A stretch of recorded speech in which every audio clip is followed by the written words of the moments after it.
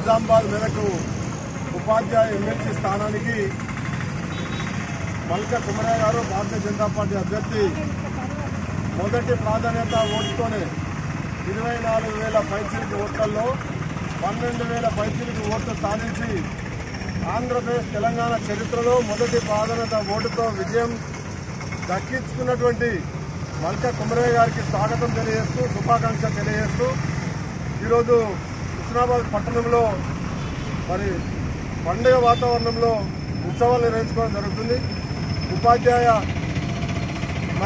ఉపాధ్యాయులకి సందర్భంగా భారతీయ జనతా పార్టీ తరఫున అభినందనలు, వారికి కృతజ్ఞతలు తెలియజేస్తూ గత 14 నెలల క్రితం కాంగ్రెస్ ప్రభుత్వం ఏర్పడిన తర్వాత ఏ రకంగా ఉపాధ్యాయుల సమస్యలున్నాయి, అధ్యాపకుల సమస్యలున్నాయి, అంతకుముందు కేసీఆర్ ప్రభుత్వంలో ఏ రకంగా వాళ్ళని ఇబ్బంది పెట్టారో మరి ఆ 317 జీవోకు వ్యతిరేకంగా మన పార్లమెంట్ సభ్యులు గౌరవ కేంద్ర మంత్రివర్యులు బండి సంజయ్ కుమార్ గారు ఆనాడు నిర్వహించినటువంటి భారతీయ జనతా పార్టీ తెలంగాణ రాష్ట్ర పార్టీ చరిత్రలో గత 14 నెలల క్రితం గద్దెరెక్కిన ప్రభుత్వానికి చెంపపెట్టుల ఉపాధ్యాయ లోకం ఇచ్చిన తీర్పు వెలకట్టలేనటువంటి తీర్పునిచ్చి రాబో రోజుల్లో తెలంగాణ రాష్ట్రంలో భారతీయ జనతా పార్టీకి మాత్రమే స్థానం ఉంది, భారతీయ జనతా పార్టీ మాత్రమే అధికారంలోకి వస్తుంది, భారతీయ జనతా పార్టీ మాత్రమే ప్రజల సమస్యలే కానీ ఉపాధ్యాయుల సమస్యలే కానీ తీర్చడానికి కానీ రాష్ట్ర అభివృద్ధి విషయంలో కూడా భారతీయ జనతా పార్టీకి సాధ్యమైనటువంటి సంకేతాన్ని ఉపాధ్యాయ లోకం అందిస్తూ నిన్నటి రోజున 5,000 ఓట్ల మెజారిటీతో భారతీయ జనతా పార్టీ బలపరిచినటువంటి మల్క కుమరయ్య గారిని విజయం సాధించడం ఇవాళ భారతీయ జనతా పార్టీ చరిత్రలో ఒక సువర్ణ అధ్యాయంగా చెప్పవచ్చు.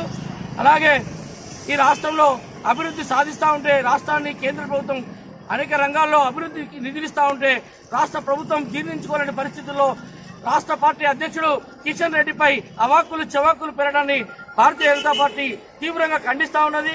అభివృద్ధి విషయంలో భారతీయ జనతా పార్టీకి ప్రాంతాలు లేవు, అన్ని రాష్ట్రాల అభివృద్ధి సమగ్ర అభివృద్ధి భారతీయ జనతా పార్టీ ఎన్డీఏ లక్ష్యమని చెప్తూ నిన్నటి రోజున వరంగల్ కు 450 కోట్లతో ఎయిర్పోర్ట్ ఇవ్వడాన్ని కాంగ్రెస్ పార్టీ జీర్ణించుకోకపోవడం విచారకరం.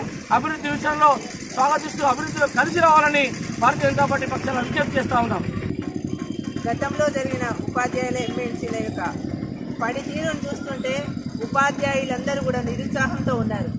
317 జీవో 317 అనే జీవో వల్ల ఉపాధ్యాయులు పుట్టకొకరయ్యారు. భార్య ఒక దగ్గర, భర్త ఒక దగ్గర, వృద్ధాప్యంలో ఉన్న తల్లిదండ్రులు ఒక దగ్గర. వాళ్ళ యొక్క బాధలు వింటూ ఉంటే మనకంతా ఎంతో బాధాకరంగా ఉంది. ఇంకా 6 నెలలకు ఒకసారి డిఏ ఇస్తామన్నారు. 6 నెలలకు ఒకసారి డిఏ అనేది ఊసు లేకుండా అక్కడ ఉపాధ్యాయుల నాయకులంతా కూడా చోద్యం చూస్తూ ఉన్నారు. కాబట్టి ఉపాధ్యాయులందరూ కూడా గమనిస్తూ ఉన్నారు. ఏది అయితే ఉపాధ్యాయులు తలుచుకుంటే ప్రభుత్వాలే కూలిన సందర్భాలు మనం ఎన్నో చూస్తున్నాము.